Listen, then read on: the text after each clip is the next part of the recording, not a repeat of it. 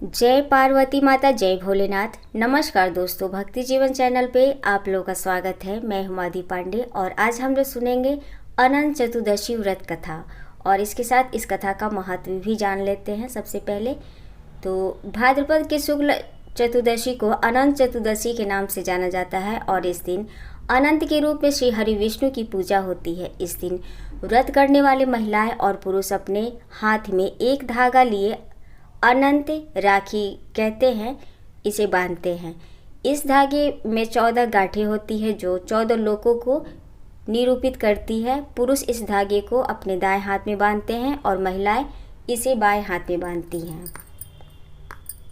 भविष्य पुराण के अनुसार जुए में पांडव राजपाट जब हार गए थे और जंगल में भटक रहे थे और कई प्रकार के कष्टों को झेल रहे थे, तब भगवान श्री कृष्ण ने उन्हें अनंत चतुर्दशी का व्रत करने की सलाह दी थी और उसी व्रत के प्रभाव से पांडव सभी कष्टों से मुक्त हो गए थे और महाभारत के युद्ध में उन्हें विजय की प्राप्ति हुई थी। अनंत चतुर्दशी के दिन श्री गणपति विसर्जन भी होता है, जो कि लगातार 10 दिन के गणेश उत्सव का समापन दिवस होता है और इस दिन भगवान गणपति की उस प्रतिमा को किसी बहते जल वाले नदी, तालाब या समुद्र में विसर्जित किया जाता है, जिसे गणेश चतुर्थी को स्थापित किया गया होता है। और गणपति उत्सव के इस अंतिम दिन को महाराष्ट्र में एक बहुत ही बड़े उत्सव की तरह मनाया जाता है।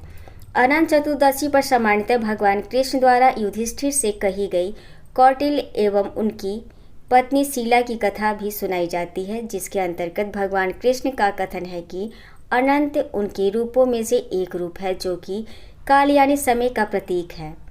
इस व्रत के संदर्भ में ये भी कहा जाता है कि यदि कोई व्यक्ति इस व्रत को लगातार 14 वर्षों तक नियम से करे तो उसे विष्णु लोक की प्राप्ति होती है। भगवान सत्यनारायण के समान ही अनंत देव भी भगवान विष्णु का ही एक नाम है और इसी कारण अक्सर इस दिन सत्यनारायण का व्रत और कथा का आयोजन भी किया जाता है तथा सत्यनारायण की कथा के साथ ही अनंत देव की कथा भी सुनाई जाती है। तो अब चलिए दोस्तों कथा सुनते हैं। जय श्रीमन नारायण। प्राचीन काल में सुमंत नाम का एक नेक तपस्वी ब्राह्मण था। उसकी पत्नी का नाम दीक्षा था। उसकी एक परम सुंदरी धर्मपरायण तथा ज्योतिर्मय कन्या थी। उसका नाम सुशीला था।